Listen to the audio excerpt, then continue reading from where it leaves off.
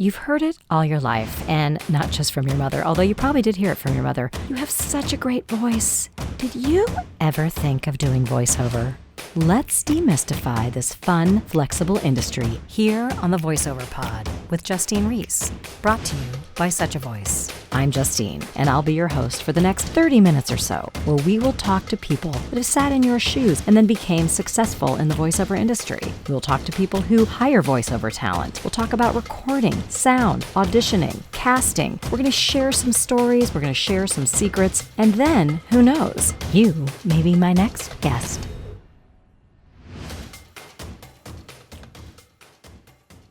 Hello, and welcome to the VoiceOver Pod with Justine Reese as your host and my very cool guest today, Tim Duffy. Tim is such an interesting person, has an interesting career. He is a multiple Emmy Award-winning producer.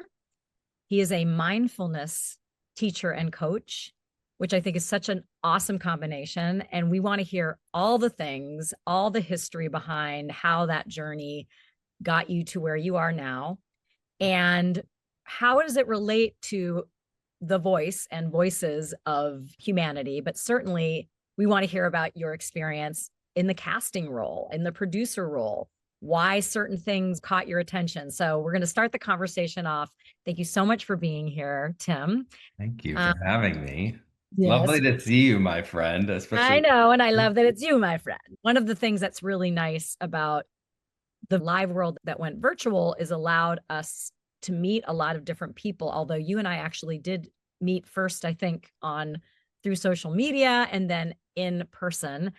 And we can talk about that as we move along here, but it's been a bit of a love affair ever since, Tim. So let's start off by your journey, even into the entertainment industry. It's always interesting to see where people came from, what influenced you to want to be part of the entertainment industry, and how did you navigate your way in? Because some people just are fascinated. I think we all are sort of fascinated by everyone's journey is slightly different. Thank you for being interested in my journey, first of all. And I also just want to acknowledge that when we met initially, it was right after the LA fires, and you had found out that my cousin had lost his home. And so you reached out in support of my cousin saying, "Hey, how can I help? I'd like to help him get some clothing for him and his two young sons and his wife." And so thank you for that, you delightful human who gives back. It is really interesting to think back to that, but sometimes it's just what we're doing on a day-to-day that we don't know who we're going to interact with. So I'll just slip that in there in the element of kindness and gratitude. But yes. Yeah. It definitely gave birth to a wonderful friendship that we've developed over the past year. And I'm so glad to be here today. I guess my background is I am a multiple Emmy winning producer, director, former network executive, spent a lot of time making stories for the world in traditional media, digital media, streaming, and social media. I love storytelling. I grew up in a house filled with boisterous Philadelphians. And as we would often say, when it was your time to speak at the Sunday dinner table, you better have something good to say and something interesting to say. And often it was also something funny to say. So my twin brother, Mike, speaking of funny, was really my pull out to the West Coast from Philadelphia. He, in 1999, decided that he wanted to do stand-up comedy.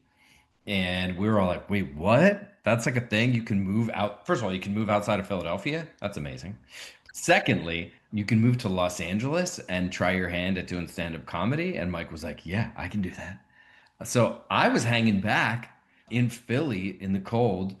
He came out and I went to visit him about 3 months after he moved here. And I decided I was going to go too. So Um, wait a second, I got to ask something about this. So he's like, I'm going to just go do stand-up comedy. Was he doing some stand-up comedy in the Philly area? Or did it seem like LA was the land of milk and honey and that was going to be where he was going to break in? he was not doing stand-up comedy in Philadelphia. He was doing He was just theater. funny at the dinner table, though. He was funny at the dinner table, but he also had extraordinary presence on the stage. Okay. And so he knew that he had that presence on the stage, Yeah. and he thought to himself, if I'm gonna, he didn't really want to go down the path of becoming an actor. So he decided that this exploration was worthwhile. So he was going to move out to LA and start doing open mics, and he did. And I came out to visit him, and I'm like, I'm not going back to Philadelphia. And I had no desire to be. I didn't even know that I could be in the entertainment industry, frankly. So when I moved out to explore with him, he was already kind of up and running, doing 5, 6 nights a week on stage, multiple sets per night, open mic, driving all over LA at the time. What year was this, This was Tim? 1999. Okay, 1999, just like the prince. Okay. Yeah. And so I'm like enamored with this crazy adventure that he's on. And what do you do when you move to a mill town, right? What do you do when you move to Hollywood and everybody works at the mill? You work at the mill. So I got a job in entertainment as a production assistant. And within a few years, my Philadelphia kind of attitude helped me gain some pretty quick momentum. This is interesting. I really like what you just said. My Philadelphia attitude, which is really what your personality, right? You were authentically you as a guy from Philadelphia. And no matter what industry you're in, but certainly, sorry about that, no matter what industry you're in, but certainly in this one, your authenticity, how important is that to show up authentically you? How many more doors open when you can tap into that? And we'll tie this back into what you're doing now. But can you speak to that a little bit as a producer, as the young Philly PA on the set? Yeah, I mean, I was wide-eyed and hardworking, Mhm. and I was not spoiled at all by the desire for fame or even really money. I just loved working hard. And I couldn't believe that people would pay me to do what I was doing. So that kind of authenticity really was what helped me float pretty quickly up to the front of the class, shall we say. I got my first network gig in 2002 at Game Show Network, which is when I first started buying television shows and casting television shows, including voiceover artists. And then 2 years later, I launched the West Coast division of Spike TV, which is now Paramount Network. And I spent 10 years overseeing daily operations for Spike TV, in particular on the unscripted side, as well as a lot of the softer scripted comedy that we were doing, some documentary stuff. I kind of did everything but like 1 hour dramas.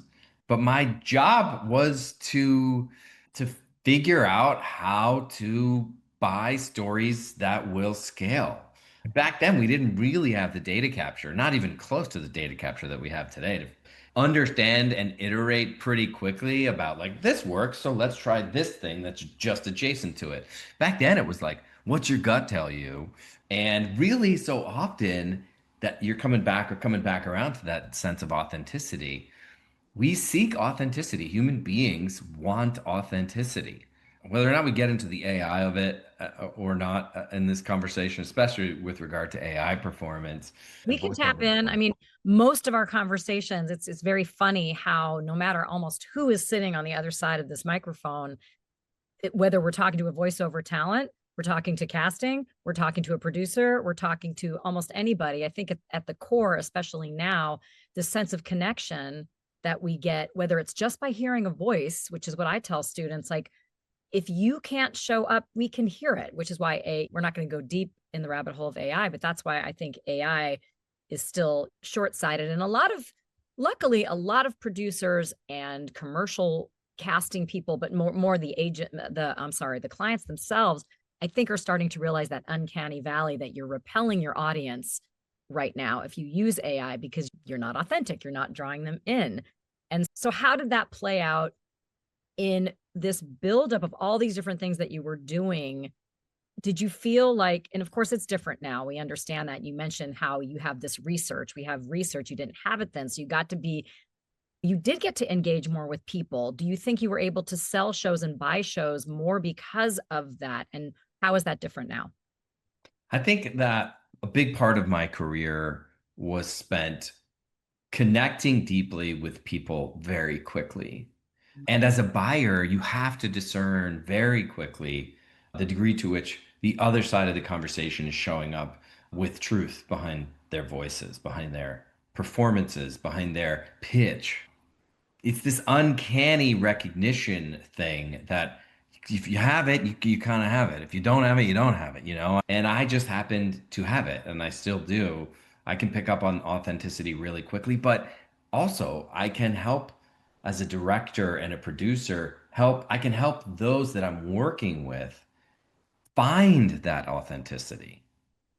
And so I'd love that you bring this up as like a theme that we've already established in this conversation, because it quite literally is like the whole game. Whether or not I agree with you that AI can deliver authenticity, No, I notwithstanding, don't. I'm saying it oh, cannot. That is what I'm saying. I don't know. Yeah, okay. We And can in fact, debate I have that, to, but that's right. what's terrifying, frankly, about AI and its creative abilities to pick up on subtlety. But maybe that's a different podcast. That might be. I don't want to go too far down the hole because we do, in terms of longer form audio, for instance, an audiobook where there's so much subtlety, especially in fiction, different characters and things like that. That subtlety, that choice that a voiceover talent has to make, really, it's really going to be on the voiceover talent ultimately, right? The author can dictate so much, but it's really going to get down to the talent being able to discern different character, different age ranges. How does a character age from, I've done like this book right here was like 100-year generational story. Anyway, let's not go off topic Well, there. but Yeah. you know what, though? This is actually a beautiful parallel. When we're prompting AI, it's not that dissimilar to the words that we must choose to be able to obtain the appropriate reads from potential voiceover artists. If we are seeking, if we have a sense as the buyer or the producer or the director of the character, a deep enough sense of the character, we need to be able to articulate that to the voiceover artist. Because if we're not able to do that, then we're not going to get the reads that we want and that we need to be able to Okay. articulate the Yes. character on the other side. This is a really interesting thread to pull because talent is doesn't get directed too much except verbally, right? From a little description. This is the voice we're looking for. We see a lot of the same things. No radio voices, nothing. This is the thing that I find so interesting. And I always tell students when you are 98% of the time, there's some verbiage in there, no radio voices, nothing slick, nothing performance, right? This idea of real people, right? So tricks to make that happen, I think, can happen in voiceover coaching. But what the prompts sometimes we get, and I don't know, maybe you can speak to this from the copywriter or the producers, right? They give you this long explanation of we want you to be a little bit nostalgic, like you sipped a root beer back in the day, but today it's coming to you from whatever. They just go so deep that it's almost confusing. Or Totally. what I like better is give us a Sarah Silverman tone, give us a Ellen DeGeneres tone, give us a Morgan Freeman. As long as the talent understands what that means, don't match the voice, but go with the attitude. What do you Yeah. think about that kind of a direction as a director? I think it's fantastic. And I actually think that it's when you are able to develop an avatar, so to speak, for the character you're playing, and the director is able to articulate that avatar, we now have a shared language that demystifies the abstractions that are being presented forward in the casting call. And Yes, yes. right now, personalizing that avatar is exactly what we would be looking for. What we're not looking for is a spoof on the avatar or a direct impression of the avatar, which is, again, incumbent upon the casting team and the director unit and the producers to be able to articulate that clearly. Um, my heart goes out to voiceover artists because before you move into LA, you hear about these casting calls, Yeah. and then you get to LA into the industry, and of all the casting calls that I've ever experienced, the least human our casting calls for voiceover artists because it becomes like a volume game and a quick turnaround game. And because you're not necessarily, because you've only got the audio side of the relationship, Right. there's a dehumanization quality that happens on the side of the person who's judging the performance. But can I tell you from the voiceover talent perspective, compared to 1999 or 2000, when, believe it or not, I actually started doing this, and we would go into casting offices and we would have to sit in the lobby just like any other casting and go, oh, or have the script for 10 minutes.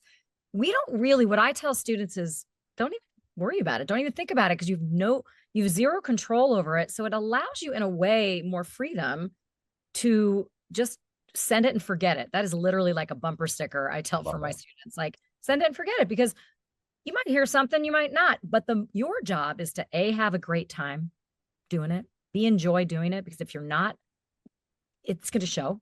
I think well-known actors have said this many times, like Bryan Cranston, I believe, said this. Your job is the audition.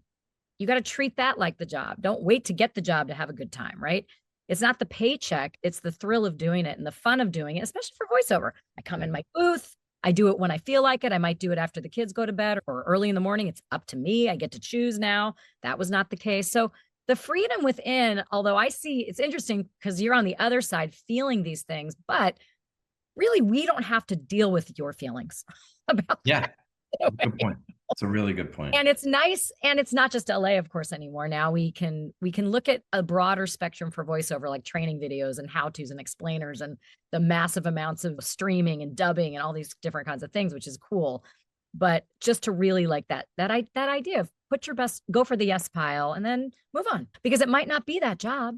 Yeah. It might be 6 months from now, another job. Do you have any stories that you can share from the casting couch, from in voiceover specifically, or any funny thing? You actually started to share one with me earlier about somebody. So tell some stories from the hood of casting in producing land for, and what kind of things would you cast? I'm thinking probably promo trailer, probably sort of the documentary style. What was some of the stuff that you got to interact with?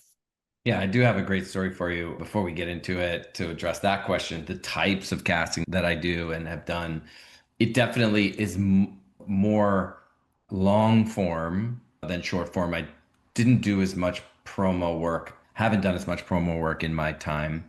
It's mostly long form narration for to embellish a story, to kind of breathe a narrator voice into a story in a variety of ways, right? So from a comedic perspective to like information based content. I worked at Spike TV for a really long time, so we were like the History Channel that was drunk. You know what I mean? Yeah, If yeah. History Channel were drunk, that was Spike TV. Oh, drunk history, actually. Right, which is Comedy Central, or was Comedy Central. So it was like it's the casting process for me really it's gotten very cutthroat, where you literally have like 3 seconds to impress me, to get me to say yes, to listen to 5 seconds. And then if you get me to 5 seconds, you're probably getting me to 30. Okay. You know what I mean? So like that first 3 seconds is really that like visceral kind of, you're in the flow state. You're listening to 17 different submissions or whatever, Yeah. and Right. you Or don't have time. So you got to know instantly, is this a I, viable option? I love hearing this because it reinforces our belief, certainly. And I think what we teach at Such a Voice to any student is, yes, 3 to 5 seconds. And they're making some kind of a mental judgment, which is interesting in this day and age where mostly we are told don't say your name at the top. They don't want to waste the time with that.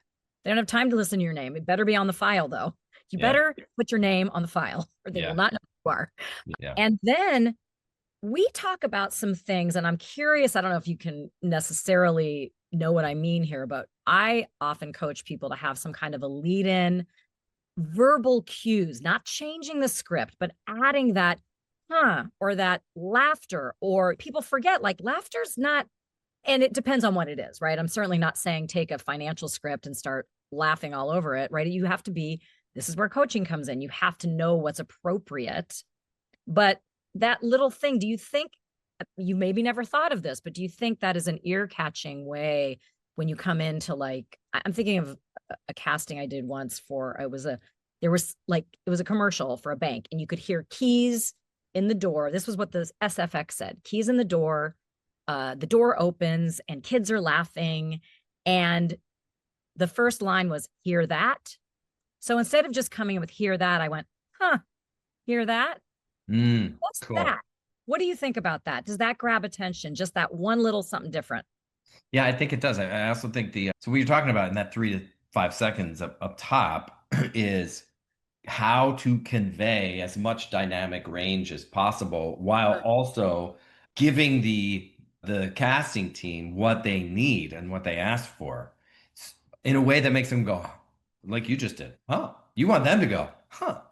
You know. Right. Yeah, Um, exactly. Yeah. so it starts with the name read. If we Uh, use name read, which a lot of times I remember I was always told slate in the style or in the attitude of the piece. A lot of times we are told no more. You might still be slating, and some casting people do, but a lot of times they don't want to waste the time with the name. But let's speak to that. When you are asked to slate, what could that do for you? it just establishes humanity Yeah. and then dynamic range with the performance immediately thereafter. Yeah. So you're like, oh, human being, amazing. And then they go into performance and you're seeing a variation on the authenticity of the individual in the first 3 seconds because now you've got two characters, who they really are and who they're playing. So I liked hearing name reads when other people were editing this stuff for me. When I'm doing it myself, you kind of listen to all of it. You listen to all the top stuff because you don't want to spend so much time editing, right? But yes, dynamic range is super important in those first few moments because that's the thing that makes you go, huh, interesting. Yeah, Okay. something that catches their attention, maybe gets you in the yes pile. Again, for me, it's the yes pile since I don't know what you're going to do. And callbacks don't happen a lot at this day and age for voiceover. What about improv now, if it was a comedy thing for Spike or something, what about, can you speak to that a little bit? Because we're always careful not to change the meaning of the script, but if you can add animation, obviously is very different than a documentary, but can you just speak to that or your thoughts about that? During the casting process, improv, if not requested, is annoying. It's frustrating. It's like a discordant kind of like, ooh, Not going like, to get you in the yes pile is what we're yeah. saying. That being said, if I like a voiceover artist in their first read, and they've also given me a freestyle read, an improv read, that's super fun. Okay, so maybe save it for a second. Because you A got to second. think about these individual voices as the beginning of a story that you want to hear. And so, like, if they can keep me in rapt attention all the way through an improv, then I'm going to remember them. Maybe not, maybe they don't get this gig, but I'll remember them for a future gig, which is Yeah, that's fun. the yes pile, in my opinion. And I feel like don't chase the job in voiceover anymore. Don't chase the job. Just give great auditions because exactly, you just spoke to that Yeah. without even to. And what I remind people is these little using your breath. We don't cut every breath out. That's how you can introduce your personality and be maybe stand out a little Yeah. bit, I Yeah. think. All right, Well, so especially in today's like social media world, uh, right? yes. Where folks are like, they're, we're constantly directing ourselves. Yeah. And we think that a clean take, so to speak, on social media is is what is desired. And I think it's the same exact thing for voiceover. Like a little bit of spontaneous humanity is actually much better than a robotic read that is perfect. And that makes me go, huh, too, you know?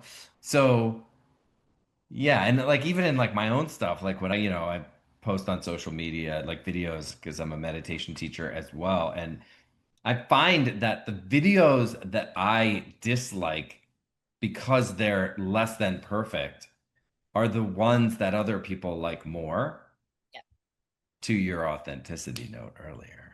I mean, this is why I say done is better than perfect, and let it be a little messy, because it usually is. When it's perfect, Yeah. it's not as relatable. And if you're pitching your course or your book or whatever you're pitching, because that's the other thing about voiceover. Why I always tell people, like, you may never want to actually do voiceover, but you will get so much from this kind of coaching to learn how to bring emotional tone into words. I mean, that's at the basis of what voiceover actually is. And then we can, yes, span off into character and all kinds of things, or a special style, like a documentary, a history channel. So maybe talk a little bit about that. And then I want to circle into the mindfulness stuff as well. We talk about which? About Oh, about like maybe you had a good story about somebody on some one of of, the shows, on some of the shows you were on. Did you have some people that were like your go-tos oh yeah. that were So, years of well, on from the a show? kind of, I have to, so in my backstory of this kind of casting, you're often faced with, if you're in a documentary setting, you're often working with the person who is on camera and you're helping that we're, so often, like for instance, I did a series with Emeril Lagasse. We won 2 Emmys for this series. It was called Eat the World with Emeril Lagasse. And he didn't say a lot in scenes. Like, it turns out Emeril was most comfortable on like stage, just cooking with a bunch of people, on stage with him, and they were like, heavily imbibing in alcohol or whatever. You put Emeril out in the world, and he's just like in awe of everything. So, which meant he didn't talk a lot, Oh, interesting. which was like not great for edit, right? And like every episode, you're like, Emerald, we need more out of you in this scene. Or you'd be talking to the other chef that was in the scene. You'd be like, you got to pull Emerald out. You got to make sure that he talks or whatever. So he didn't really talk a lot in a lot of the scenes, which meant we had to go back and piece these episodes together and get inside his head after the fact when you're in post production. Right. And so directing Emeril Lagasse, like legendary chef, who up until that point he had never won any Emmys, by the way. Mm, To do voiceover in a documentary style that's like intuitive, like it's like coming from inside of him and he's expressing these internal experiences externally. It was like one of the hardest things I've ever had to do. And in those situations, you're craving a professional voiceover artist. You're right. craving it. Like there's nothing more magical than a pro at this specific thing. Yeah. Like that relationship is like unlike the, with Emerald in the voiceover stuff that we did with him, it was like an ill-fitting wheel. Like you're like "Cuh-cuh-cum, cuh-cuh-cuh-cum, cuh-cuh-cum." Right. You can't get into the rhythm of it and watch the artist take over and step into flow. which is Um, which is why I think in today's day and age, when anybody can just go out and get one of these things, they think, oh, I got a voice, I got this.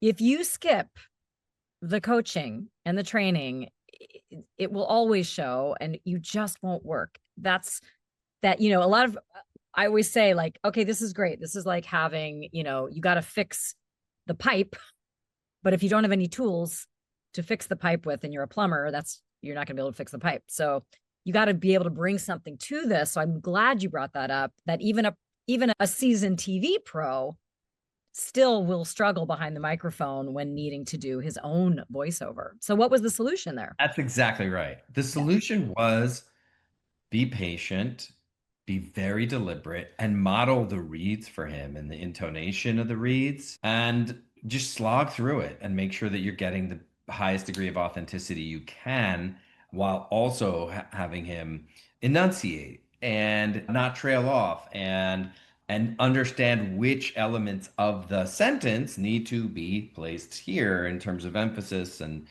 de-emphasis and Did all it that stuff. get better? Oh yeah, he got so much better, but it was, Because of the direction. You were basically coaching him. you were exactly. So you're in, and he had never really had that before because all the stuff he had ever done was just like him on camera, on stage in a constrained environment. So, but I will tell you this other, another a very crazy story actually. So Spike TV, we're talking circa 2000. I don't even know. It was like the aughts. And Tom Beers at the time was literally one of the most powerful unscripted producers in the world. He had a show called Deadliest Catch. And Yes, I remember. they Uh-huh. won like 10 Emmys or whatever. So Tom was he put himself as the voiceover artist in most of his shows. And because he was like really good, but also it was much more efficient for him. Oh yeah, Because he because was he knew what he was talking about. He didn't have to explain it or write the script, or we probably write the scripts, but no, that totally. makes so much sense. It's like editors that are at the shoot. I'm sure with non-scripted, especially, this is so important, right? That Yeah. if the editor has something to do with being on set, they don't have to watch all that footage to figure out what's going on. Like it's so much better. Yeah, there's an efficiency quality there. And again, Tom, like an incredible pro producer, director, writer, and also an incredible pro as a voiceover artist. So he had a show called A Thousand Ways to Die. And A Thousand Ways to Die was a scripted series articulating in comedic, dark, macabre bits these crazy ways that people die. And I was overseeing the show, and I was the person on the front edge of giving notes in the field and then in post production. So we shoot the pilot, knowing that Tom is going to be the voiceover artist. And you're already like, oh shit, I can't give, you got to give notes. That's your job. It's like the studio. I don't know if you've seen that show on Apple TV, but it's like, Oh, a little bit. Yeah, I got to check that out. you're like, Yes. how do I give notes to Ron Howard? That was like Tom Beers back then. Like I can't give notes to Tom Beers. Anyway, but you have to give notes. We put together our notes on the pilot, me and my colleague, and she extraordinary. She's still an extraordinary talent in the business. A woman named Sharon Levy. She runs Shine Endemol right now in North America. Anyway, and we put these notes together. I take a read on them. I'm like, we can't get these notes. He's gonna freak out, dude. And I was literally driving down to my bachelor party and I call her up. I'm like, I can't, we can't give these notes. He's going to freak out. You know, Tom. She's like, Duffy, press Mm, send. okay. So I press send. I arrive in San Diego at my bachelor party. I check my email one last time before I go into the weekend. And Tom replies with two words, I quit. I I quit. quit. I call up Sharon and I go, I don't know what to do. She goes, Duffy, enjoy your weekend. We'll take care of it next week. So we end up, Tom comes into our office. There's like a whole territorial pissing thing, like, we're not going to him. He comes to us, kind of thing, whatever. Sits down in the room, puts his feet up on this long table. On one side is Tom, on the other side is my boss, Sharon, and I'm like in the middle looking at them both. And it's just like, who's gonna win? And of course, Sharon just like is, if you know Sharon, she's like one of the most like beautifully electric people. You just love her. And she just softened the whole room. But in the back of my mind, I'm thinking, how am I going to ever give this guy notes? He passes on participating in this show on edit notes. Now I got to go in and give him notes as the voiceover artist. This is absolutely insane. And you know what happened? We didn't give any notes on the voiceover. Huh. He literally got us to a place where he was like, I'm going to do what I do. You guys can give notes. We'll figure out the structure of the program. We'll figure out the tone and all that stuff. But if you look at my track record, you got to trust that I know what the hell I'm doing. And it was this like beautiful kind of like transformational moment for me where I really, when you're in the presence of an artist, it's about getting out of their way. It's about letting go and letting them be the star. Yeah. And if you don't know when you're in the presence of a fine artist, then you're not in the right job. And so, and I think that goes on both sides too, right? When the artist is in the presence of another artist, a great director or producer, that recognition that they're in good hands, that there's a synergy there and there's a trust, that is what turns something from good to great, is that trust that you feel. Because what is it at the end of the day? It's two authentic souls coming together in the co-fabrication of a beautiful story that that we're in service of the audience. And if they feel that we're in conflict, they're not going to enjoy the experience. They won't know why, But if they feel like those parties on the other side are in synergistic kind of flow together, where there's trust there, they're going to really deeply feel that. I You know, love that. That's really the art of collaboration. And what you're saying is it can come through the screen or it can come through the speaker. And sometimes I think we feel a little isolated in voiceover anymore because you're often, even if you're working on something, sometimes you're doing it by yourself and then you're checking in, like when I work on the relationship between an author and a narrator, for instance. But there is a sense of collaboration, especially on nonfiction. And it's a delicate balance because sometimes you're like, I can't, like, I've had authors say to me, like, I kind of do this. This is my voice. I mean, it's in my voice, right? This is a nonfiction piece. And I kind of giggle a lot when I talk or whatever. And it's like, you didn't hire me to be you, but you did hire me to capture your essence, right? And so there's a very delicate balance. And I know some narrators that really don't allow the author to be in on the project as much. I prefer to, because I don't want any hard surprises at the end where they're like, I didn't want, this is not at all what so I look at it like, let them do the editing a little bit for me. They'll listen to a draft and then they get back to me with notes though, and then I can make corrections. it's also an interesting, you're shining a light also on the reality that the medium of writing words versus the medium of delivering words in a soundscape, those are different skills. And having an author who is in no way skilled to be able to direct talent is really, I could see how that can become a challenge for all parties. But also then having the author on location to be able to help us gain deeper insight into the emotionality of the scene that was intended or the character or the moment. That's also super important too. This is why it's like hard and why professionals are professionals. That's right. And why training is so important, because especially in nonfiction, when now you are dealing with perhaps characters and dialects, this book, I don't have it right here, Walking on Fire. I'm sorry, Catherine, if you're listening to this, but tons of Greek, like all this Greek. And I'm talking Greek language, Greek dialect. But we had an understanding that I would be honoring of her. It's taking me a lot longer. We are almost done, but it's been a lot of revisions. But and this is where I think you can get to the point as a voice talent, where if you're going to attack something like this, you're going to get paid for it, and you know your worth, and you have to look at something like this and go, this is going to take me a lot longer, so it's therefore going to cost X amount, and your client can say no or yes, right? But the whole point is you can't do your first book like that. You've got to get some credentials on ACX or on Audible or Spotify or whatever, so that you can start demanding those higher, which is why if you want to do this, you got to start now, right? There's no like, let me wait on this if you really want to do this. Okay, so now let's circle into the why you chose to go so deep into becoming a mindfulness and a meditation facilitator. You're certified, as am I, through different teachers. And I know for me why this was so important, but meeting you, I found even more reasons why it's important for performers, producers.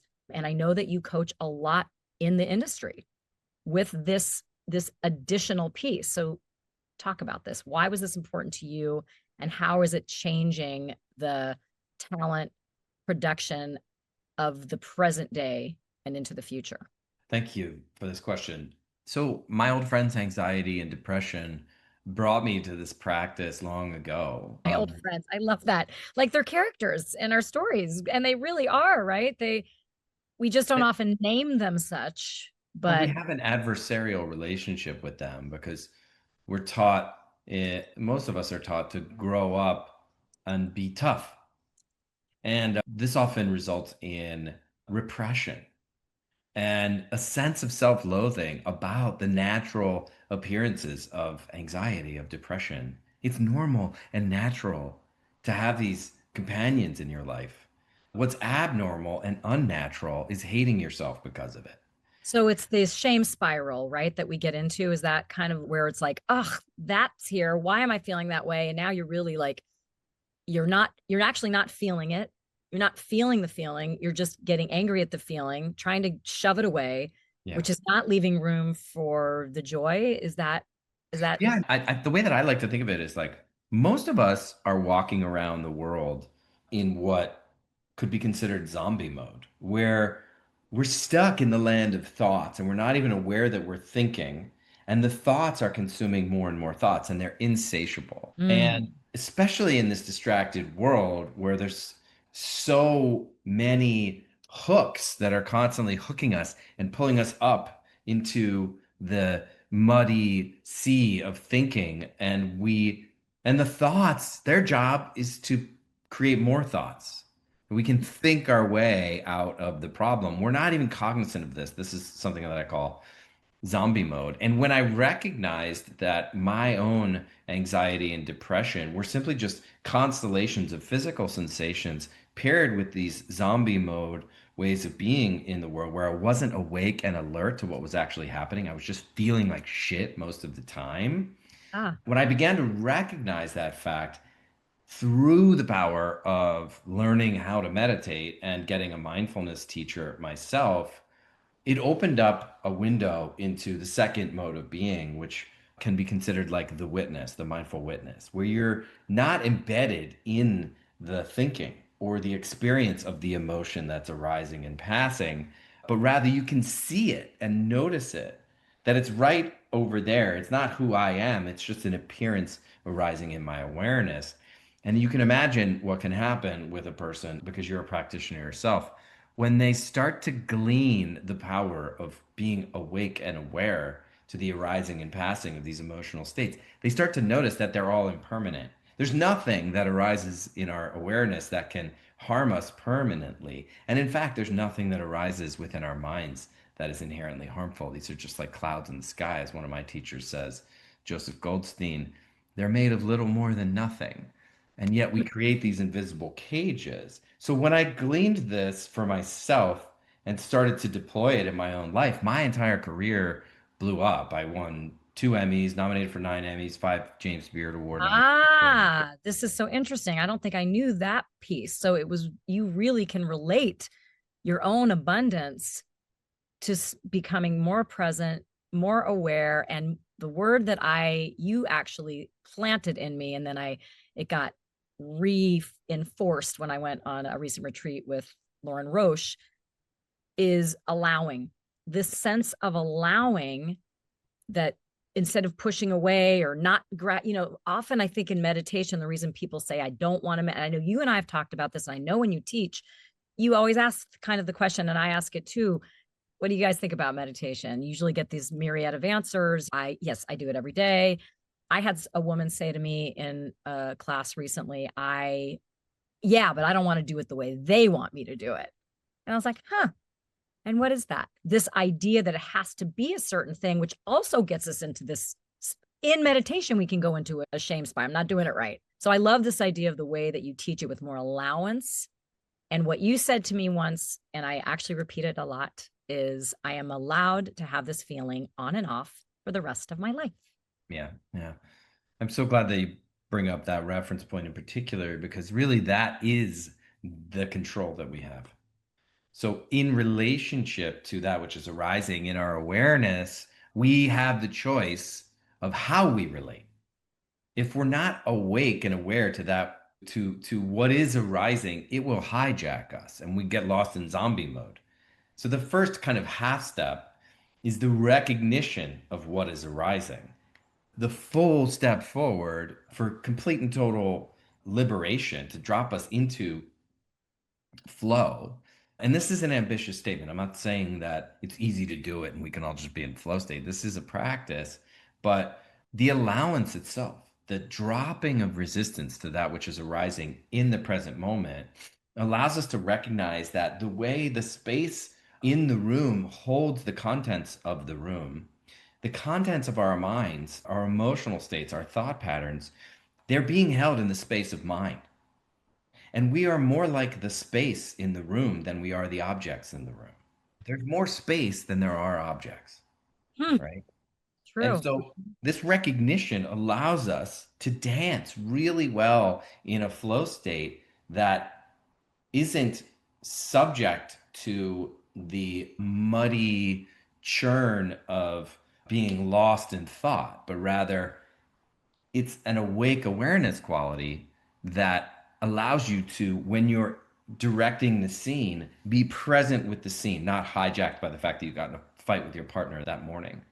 Or when you're, as an executive, having a conversation with your employee and you're giving them feedback about the job. And if you're stuck in the land of, I hope they don't feel like I'm an asshole, or any myriad, infinite number of things. I remember that one time when my boss talked to me like this. You're not there in the presence of the human being that you're supposed to be Or the serving, presence of your life, really, right? or the presence of your We're life. hijacking our own lives. And I love this. And I think that's why it's important as a voice talent, because if we don't feel these emotions in our life, how are we going to imbue them into the words that often someone else has written and really be giving the best possible audition that we can, or be giving the most of ourselves authentically back to that. And that's how it ties in for me for voice talent. And we could go on and on. Yeah. Do you think, I'm gonna ask a couple more questions and then we're gonna hear how we can get in touch with you, work with you. Do you think that men and women, obviously we're different, right? I'm gonna not, do you think, how do you think this work is different for men and women? And where is there a way for that to, is that important, do you think, just in terms of communication? Hmm.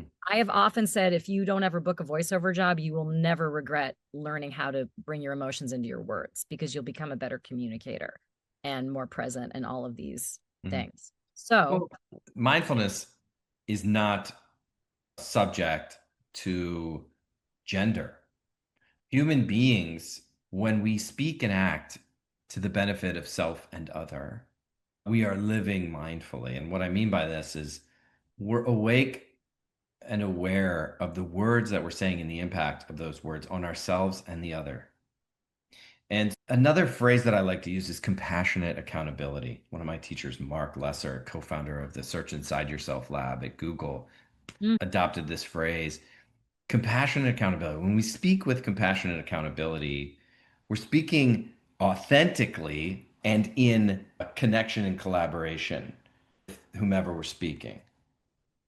It's so important to have that quality of balance. The two wings of the bird of mindfulness are compassion and accountability.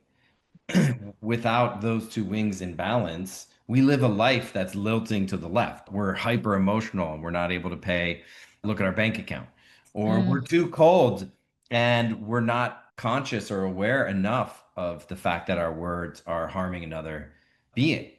So at the end of the day, this is really a relational practice. Male, female, boss, employee, voiceover artist, director, casting director, whatever it is.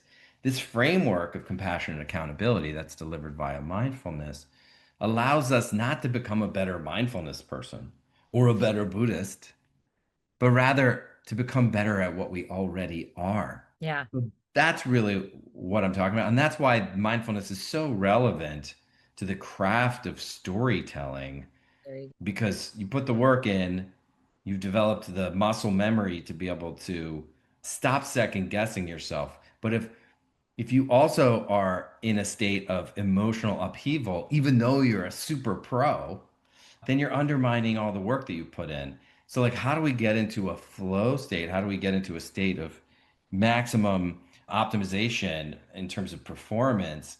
We got to get out of our own heads, right? And drop into the sense of allowing that connection to occur between ourselves and the subject matter, ourselves and the other performers, ourselves and the script. We have to become one in timeless presence with all of that. And that is how we achieve success in this life. and with that said, you made this comment like all of a sudden all of these things started happening. There's no mistaking that. Did you notice it at the time? You're like, huh, or did you put it together? You're just like, man, I just feel good. I feel good and think I'm now attracting what I desire because I'm more in touch with what I actually desire. It's clearer to me. And so therefore it's coming to me. I think more than anything, it was like it frees up space for wise action and wise speech, right? When you're not swimming in the drowning sea of zombie land thinking, you're you're able to deploy the appropriate amount of energy towards that which you want to achieve in your life.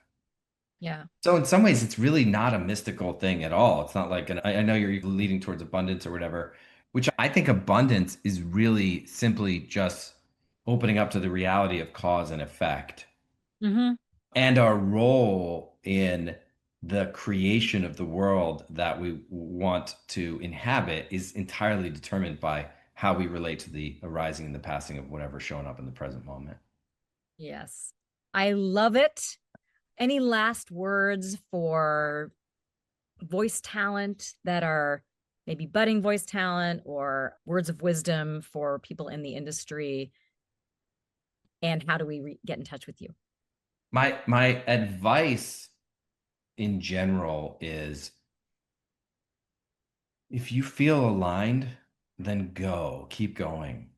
You know what that feels like. It's hard to feel alignment when you are not able to have the vulnerability to allow discomfort.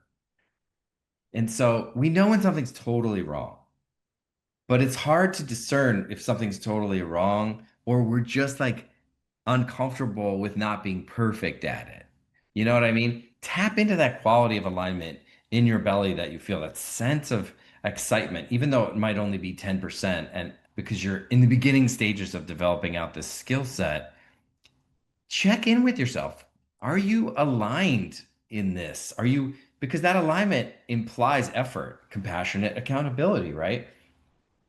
I can't just show up and assume that the world is going to say yes to me because everybody tells me that I have a really great voice when I call Right. them. Everybody that has a great voice on the phone gets told you should do voiceover work, Yes, this is so true. right? The one thing I do say to people, because not everybody does hear that. So that's a lot of times the conversation they'll say, people always tell me this. And I say, it is really wonderful because guess what those people are? They're just like the people that are going to hire you. And if they're telling you that, it's because not just because your voice has certain timbre and all that stuff that you think it is, it's because your voice is making them what? Feel, yeah, Yes, yeah. exactly. So that's what I want to say to anyone listening to this is there, it does have meaning, but then you need to take the action to take it the next step to get the tools you need. So it's not for nothing, but it's not everything. It's a great way to start. Yeah. But if you're Right. deluded to Yeah. think that you can just jump in and be the top of the game without the practice and the training, you're wrong. Feel into that sense of alignment, and that alignment should match up with cause and effect. It should match up with the effort that you want to deploy to be able to get where you want to go. Beautiful. Beautiful.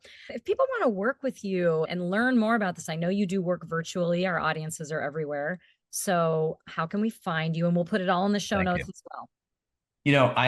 I do take on private clients periodically. I do a lot of corporate work.